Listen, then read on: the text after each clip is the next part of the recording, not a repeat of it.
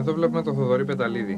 Αυτή τη φορά έχει στον οδηγό του τον Νίκο Πάνου, μιας και ο συνοδηγός του, ο Γιάννης Αλβανός, μετά το ατύχημα που είχαν και οι δύο στην Ελάμια, δεν έχει αποθαρρυνθεί τελείως. Ο Θόδωρος ο Πεταλίδης που έφτιαξε το αυτοκίνητό του και προσπάθησε για αυτόν τον αγώνα, έχασε βέβαια την μάχη από τον Ηλία Γκιόκα, όχι όμως τον πόλεμο. Έτσι λοιπόν το Renault Clio Kit Kat ήταν στην πρώτη θέση της κατάταξης για το 1997, έχοντας βέβαια εδώ έναν όμορφο αγώνα και έναν έντονο συναγωνισμό.